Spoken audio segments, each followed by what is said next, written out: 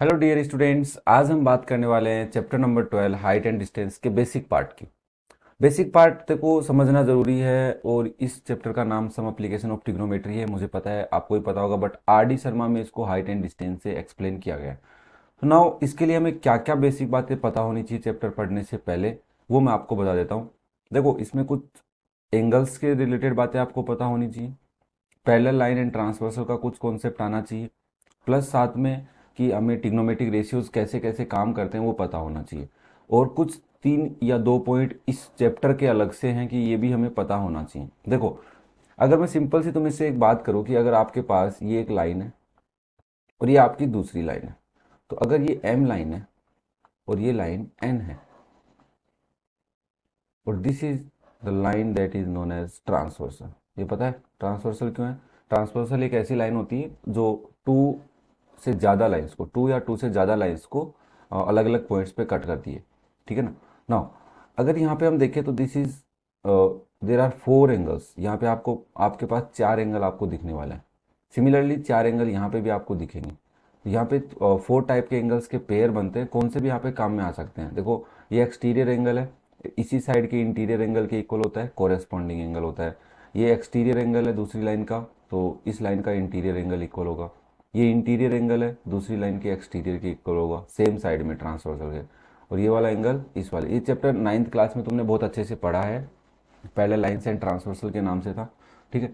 अब सिमिलरली इसमें alternate interior angles भी होते हैं बेटा, और अल्टरनेट एक्सटीरियर एंगल भी होते हैं, को इंटीरियर एंगल भी होते हैं। ठीक है। तो अल्टरनेट इंटीरियर में क्या आता है, ये वाला जो एंगल है ये इस एंगल के इक्वल है, अल्टरनेट है, इंटीरियर है।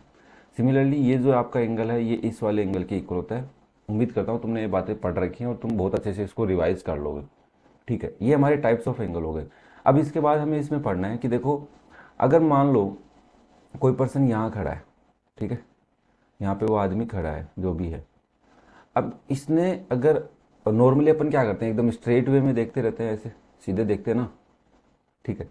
तो अगर मान लो तुम्हें कोई चीज़ देखने के लिए गर्दन ऊपर करनी पड़े या फिर गर्दन नीचे करनी पड़े, ऑब्वियसली हो सकता है अगर हम किसी हाइट पे चल रहे हैं तो हमें नीचे भी देखना पड़ेगा, ब्रिज पे चल रहे हैं तो हमें नीचे मे बी ट्रेन जा रही होगी, ट्रेन का ट्रैक होगा उसको देखना हो, या कुछ भी चीज़ें आपको अगर नीचे देख रही हो, आप किसी बिल्डिंग पे खड़े हो तो नीचे। बट नॉर्मली हमें ये समझना है कि पहले हम सीधे ही देख रहे हैं, तो ये आपकी हॉरिजॉन्टल लाइन होती है, हॉरिजॉन्टल लाइन। ये बात ध्यान रखनी कि हॉरिजॉन्टल लाइन कौन सी होती है, हम एकदम स्ट्रेट जो देखते हैं उसको बोलते हैं हॉरिजॉन्टल लाइन। अब अगर हमने गर्दन ऊपर की है तो एक लाइन ऊपर, लाइन बनती नहीं है, इमेजिनरी लाइन है, ठीक है ना, बनती नहीं है कभी। तुम देखो कि सर मैं तो आज तक सामने देख रहा था, कभी लाइन बनी ही नहीं मेरे तो। अब अलग बात कर रहे हो, हॉरिजॉन्टल लाइन बता रहे हो उसको। बट हमें इस चैप्टर के लिए ये बातें समझनी पड़ेंगी कि हॉरिजॉन्टल लाइन कॉन्सेप्ट क्या है इसका। ठीक है ना? एक लाइन नीचे बनती है, अगर किसी ऑब्जेक्ट को आप देख रहे हो, मान लो यहाँ पे कोई ऑब्जेक्ट है, उस ऑब्जेक्ट को, आपका दोस्त खड़ा है, उस दोस्त को देख रहे हो पहाड़ी पे खड़ा है, या आपका दोस्त ब्रिज के नीचे खड़ा है तो उसको भी तो आप देख रहे हो। समझ रहे हो ना बात को? तो इस टाइप से अगर आपने देखा तो ये जो लाइंस बनी है इनको बोलते हैं लाइन ऑफ साइट। ठीक है, line of site, line of site. देखो सिंपल से बातें हैं, समझ लो इसको, बहुत ही ईजी। कोई पूछेगा नहीं कि लाइन ऑफ साइट कौन सी होती है, बट ये काम बहुत आने वाली है। तो this is also line of site. अब ये बात मेरे हिसाब से कोई अलग से तो हमें समझने की ज़रूरत नहीं कि हमने किसी चीज़ को देखा है तो पहले सीधे देखते हैं, फिर ऊपर देखते हैं या नीचे देखते हैं। क्लियर है? Line of site. अब होता क्या है, अगर मान लो आप यहाँ खड़े हो, यहाँ से पहले आप सीधे देख रहे थे नॉर्मली, बट आपको अचानक ऊपर देखना पड़ा, इतना ऊपर, तो आपको लग रहा है यहाँ पे कुछ एंगल बना होगा, आपकी लाइन ऑफ साइट ने हॉरिजॉन्टल के साथ कुछ एंगल बनाया होगा, तो मान लो ये एंगल आपका थीटा है। क्लियर है? ऐसे ही आप अगर नीचे देख रहे हो तो यहाँ पे भी कोई एंगल बना रहे होंगे। अब हम बात करें कि अगर एक बार हम ऊपर देखते हैं और एक बार हम नीचे देखते हैं, तो नीचे जो एंगल बनता है उसको बोलते हैं डिप्रेशन एंगल। डिप्रेशन एंगल कब? जब हमने कोई चीज़ को नीचे देखा है। देखो नॉर्मली वर्ड में तुम्हें समझाने की कोशिश कर रहा हूँ, कोई बुक की लैंग्वेज नहीं है यहाँ पे। सिंपल सी बात समझना है कि डिप्रेशन एंगल किसको बोलते हैं, जब हमने कोई चीज़ को सामने देखकर नीचे देखा। सामने तो देखते रहते हैं नॉर्मली अपन, बट अगर अपन ने नीचे देखा है तो हॉरिजॉन्टल के साथ जो एंगल बना है उस एंगल को बोलते हैं डिप्रेशन एंगल। ठीक है, एंगल ऑफ डिप्रेशन बोल सकते हैं इसको, या डिप्रेशन एंगल हम समझने के लिए। फिर अगर मैं बात करूं, आपने कोई चीज़ को ऊपर देखा, वहां पे भी तो एंगल बनाया, तो इसको बोलते हैं elevation angle. Elevation angle, elevation angle या एंगल ऑफ एलिवेशन भी बोल सकते हैं। अब इनका रोल क्या है वो समझते हैं। देखो हमने ये एंगल्स तो देख लिए, angle of elevation, angle of depression, ठीक है ना। चीज़ों को ऊपर देखोगे तो एलिवेशन बनेगा, नीचे देखोगे तो डिप्रेशन। याद रखो डिप्रेस कब होते हो, जब आप नीचे हो जाते हो ना, आपका मोटिवेशन लो हो जाता है तो आप डिप्रेशन में आ जाते हो, जब आपका मोटिवेशन हाई हो जाता है तो आप एलिवेशन में आ जाते हो, ठीक है ना। तो उस तरीके से आप इसको याद रख सकते हैं ना। अगर हम बात करें नेक्स्ट टॉपिक की, तो इसके अंदर क्या होता है, देखो भाई, आपको हाइट एंड डिस्टेंस है, एप्लीकेशन ऑफ टिग्नोमेट्री, तो आपको पता है टिग्नोमेट्री किस पे अप्लाई होती है, राइट एंगल ट्राइंगल पे अप्लाई होती है। तो आपको राइट एंगल ट्राइंगल पता होगा, एक राइट एंगल होता है, उसके अपोजिट साइड को आप बोलते हो हाइपोटेन्यूज, और रिमेनिंग दो साइड जो राइट एंगल बनाने में हेल्प करती हैं, राइट एंगल ट्राइंगल में राइट एंगल बनाने में हेल्प करती है, उसमें से एक को बोलते हैं बेस और एक होता है आपका परपेंडिकुलर। ये डिपेंड करता है एक्यूट एंगल पे। क्या ये बात नहीं पढ़ी तुम लोगों ने कभी? एक्यूट एंगल पे डिपेंड करता है बेटा। कैसे? अगर मान लो आपके पास ये राइट एंगल ट्राइंगल है, ध्यान से सुनना, ये आपके पास क्या है बेटा, राइट एंगल ट्राइंगल है, जिसका नाम है ए बी और सी। इस राइट एंगल ट्राइंगल में अगर आपके पास ये एक थीटा एंगल है, कौन है, angle A is your acute angle, angle A कितना है, थीटा। तो इस थीटा के अकॉर्डिंग ये हाइपोटेन्यूज तो हाइपोटेन्यूज ही रहेगी, इसको तो आप चेंज नहीं कर सकते, आपके पास इतनी पावर नहीं है। बट इस थीटा के अपोजिट जो साइड होती है उसको बोलते हैं परपेंडिकुलर। क्या बोलते हैं, परपेंडिकुलर, ध्यान से सुन लेना। या फिर ऐसे याद रखना, और दूसरी साइड को ऑब्वियसली बेस बोलेंगे, और नॉर्मल वे में आप ऐसे याद रख सकते हो कि एक्यूट एंगल के अपोजिट साइड को बोलते हैं परपेंडिकुलर राइट एंगल ट्राइंगल में, जिस भी एक्यूट एंगल की हम बात कर रहे हैं। अगर नॉर्मली आप ऐसे समझोगे सर देखो ये जो एक्यूट एंगल है ये कौन सी साइड पे बना है, इस साइड पे बना है और इस पे, मैं ऐसे बोल सकता हूँ थीटा एंगल है वो दो साइडों पे बना हुआ है, ए बी पे भी बना हुआ है और ए सी पे भी बना हुआ है। बट 90 डिग्री कौन सी साइड पे बना हुआ है, 90 डिग्री आपका ए बी पे भी बना हुआ है और बी सी पे भी बना हुआ है। थोड़ा सा अटपटा लग सकता है, समझ लो एक बार, ठीक है ना। मैं ऐसे बोल सकता हूँ कि जो थीटा और 90 डिग्री हैं, ध्यान से सुनना, थीटा और 90 डिग्री है वो ए बी पे ही है, कॉमन, ए बी है कॉमन। ए बी एक ऐसी लाइन है जिसपे एक्यूट एंगल भी बना हुआ है और 90 डिग्री राइट एंगल भी बना हुआ है। तो ये आपका बेस एंगल हो, बेस साइड हो जाती है, बेस साइड। बेस याद करने का ये भी तरीका है कि जिसपे दोनों एंगल बनते हैं उसको बेस बोलते हैं। तो चलो मुझे फटाफट बताओ, आपके पास ये एक राइट एंगल ट्राइंगल है, यहाँ पे 90 डिग्री है, कंफ्यूज करने के लिए बस, कुछ नहीं है, पी क्यू आर। अगर मैं इस एंगल की थीटा की बात कर रहा हूँ तो परपेंडिकुलर कौन सा होगा, दिमाग में फटाफट सोच लो कि अगर मैं इस एक्यूट एंगल थीटा की बात कर रहा हूँ तो परपेंडिकुलर कौन सा होगा। तो आप ऑब्वियसली मेरे बच्चे बोलने वाले हैं कि सर एक बच्चा बोलेगा थीटा के अपोजिट साइड आपने बताई थी तो ये इसका परपेंडिकुलर। अब कई बच्चों के कन्फ्यूजन, यही अपोजिट साइड क्यों है? देखो अपोजिट साइड वो होती है जिस पे एंगल नहीं बना हुआ होता। ये थीटा एंगल कौन सी दो साइड पे बना हुआ है, इस साइड पे और इस साइड पे, तो इसका मतलब remaining third side is the opposite side of this angle, ठीक है ना। ये इसको बोलते हैं अपोजिट साइड।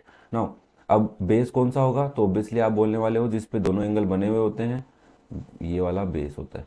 कन्फ्यूजन क्रिएट हो सकता है भाई, दोनों चीज़ें याद भी रखनी पड़ सकती हैं आपको। और ये थर्ड साइड कौन सी है, हाइपोटेन्यूज।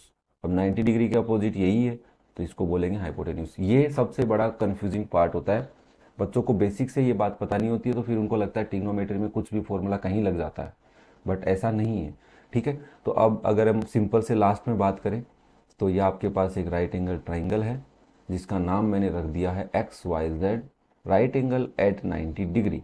तो फटाफट अगर मैं जेड को थीटा ले लेता हूँ एक्यूट एंगल एक बार के लिए, तो आप मुझे बताओ इस ट्राइंगल में परपेंडिकुलर क्या है और बेस क्या है।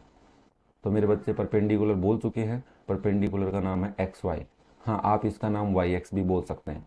बेस कौन है, वाई जेड, या आप इसको जेड वाई भी बोल सकते हैं। और हाइपोटेन्यूज कौन है इस ट्राइंगल में, एक्स जेड। सर ये क्यों पढ़ा रहे हो भाई, जगह अगर आपको आपने टिग्नोमेट्री पढ़ा है तो आपको ये ज़रूर पता होगा कि एक्यूट एंगल के लिए ही हम टिग्नोमेट्रिक रेशियोज लिखते हैं। टिग्नोमेट्रिक रेशियो कैसे लिखते हैं कि साइन थीटा अगर हमने लिखा है, और कोस थीटा है और टेन थीटा है, तीन अगर हम बात करें बेसिकली, और ज़्यादा इसमें टेन थीटा और कोट थीटा काम में आते हैं, ध्यान से सुन लेना। तो हमने पढ़ा है पंडित बद्री प्रसाद पाकिस्तान करके नाम भी कुछ याद रखते हो, हर हर बोले, इसके अकॉर्डिंग साइन थीटा जो होता है वो थीटा के अकॉर्डिंग परपेंडिकुलर और हाइपोटेन्यूज का रेशियो होता है। तो इसका मतलब मैं ऐसे बोल सकता हूँ एक्स वाई और एक्स जेड का रेशियो, तो आप एंगल निकाल सकते हो। अगर आपको एक्स वाई पता है, देखो सिंपल सा एक सिंपल सी बात समझो, अगर आपने साइन थीटा का फॉर्मूला लगा दिया तो आप यहाँ पे लिखोगे परपेंडिकुलर अपॉन हाइपोटेन्यूज इस ट्राइंगल के लिए। परपेंडिकुलर आपका क्या है, एक्स वाई, हाइपोटेन्यूज क्या है, एक्स जेड। अब मुझे बताओ, या तो आपको साइन थीटा थीटा गिवन होगा, थीटा गिवन है और एक्स वाई गिवन है, तो बताओ आप एक्स जेड पता कर सकते हो क्या? सोच लो, साइन थीटा 30 डिग्री की वन है तो 30 डिग्री की वैल्यू पुट कर लेंगे, फिर एक्स वाई की वैल्यू उधर भेज देंगे और एक्स जेड की रेसिप्रोकल कर लेंगे। ऐसे कुछ कैलकुलेशन करके हम कैलकुलेट कर सकते हैं। इसमें तीन चीज़ें आपको नहीं पता, तीन चीज़ें पता होनी चाहिए, एंगल और जो रेशियो में साइड आपके काम में आ रही है वो दोनों। अब वो डिपेंड करेगा कि क्वेश्चन कैसा है। क्वेश्चन में आपको हाइट गिवन है, डिस्टेंस गिवन है। अब कई सिंपल से क्वेश्चन, एक सिंपल सा क्वेश्चन मैं तुमसे पूछना चाहूँ तो मैं ये पूछ सकता हूँ, आप खड़े थे यहाँ पे, ठीक है, आपके सामने एक बिल्डिंग है, इस बिल्डिंग के बेस लाइन है ये वाली। अब कई बच्चे सोचेंगे सर मैं खड़ा हूं तो मेरी हाइट कहाँ गई? तो भाई इसमें सिंपल सी बात याद रखनी है, जब तक क्वेश्चन तुम्हें ये नहीं कहे कि आप 4 सेंटीमीटर के हो, 5 सेंटीमीटर के, 10 सेंटीमीटर के, तब तक आपको सोचना है आप जमीन के अंदर हो। समझ रहे हो बात को?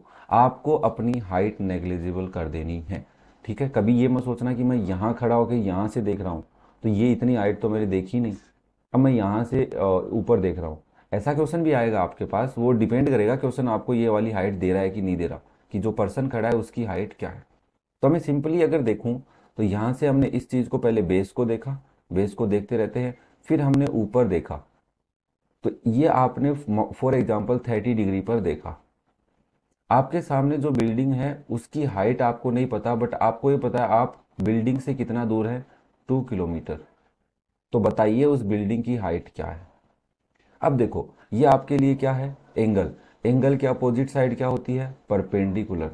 और 90 डिग्री, बिल्डिंग हमेशा सीधी अज्यूम करनी है। देखो आपको इसके अंदर सीधा अज्यूम करना है जब तक क्वेश्चन आपको नहीं कहे। आपको कोई कहे कि आपके पास कोई पोल है, खंबा, नहीं, अब आप कहोगे सर बिजली विभाग वाले तो पोल को सीधा थोड़ी ना 90 डिग्री पे थोड़ी ना लगाते हैं, वो पोल तो कभी 80 भी हो सकता है और 100 डिग्री भी कभी टेढ़ा हो जाता है सर वो। बट बेटा आपको जब तक नहीं बोले क्वेश्चन तब तक सीधा अज्यूम करना है, ठीक है।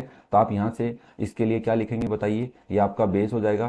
तो आप सिंपल सी बात देखोगे कि परपेंडिकुलर और बेस किस में आता है, तो आपको पता होना चाहिए कि पंडित बद्री प्रसाद हर हर बोले के अकॉर्डिंग हम देखें परपेंडिकुलर और बेस, परपेंडिकुलर और बेस लास्ट वाले में दिख रहा है मुझे, तो या तो ये टेन थीटा हो सकता है, टेन थीटा की वैल्यू होती है परपेंडिकुलर अपॉन बेस, या फिर ये हो सकता है cot theta that is base upon perpendicular. Clear है आपको?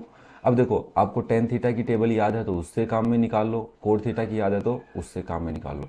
टेबल बनानी आपको आनी चाहिए, देखो वो आपके वैसे भी नॉर्मली काम आएगी और इस चैप्टर में भी काम आएगी। तो उम्मीद करता हूँ कि 13 मिनट के अंदर हमने पूरे चैप्टर का बेसिक्स पढ़ लिया है, दिमाग थोड़ा खुल गया है कि हाइट एंड डिस्टेंस में क्या करना होता है। थोड़े से क्वेश्चन आप एक बार कर लो, नहीं करे हैं तो अपन तो यहाँ पे हैं ही, अपन ज़रूर करेंगे, जिसके अंदर हम ये सारी बातें बहुत ही आराम से धीरे धीरे पढ़ेंगे, कोई जल्दी नहीं है भाई। देखो मेरा काम है कि आपको इस टाइप से पढ़ाएं कि कभी कभी जब भी आप पढ़ो तो आपको याद रहे कि हमने चीज़ें कैसे पढ़ी थी। क्लियर है?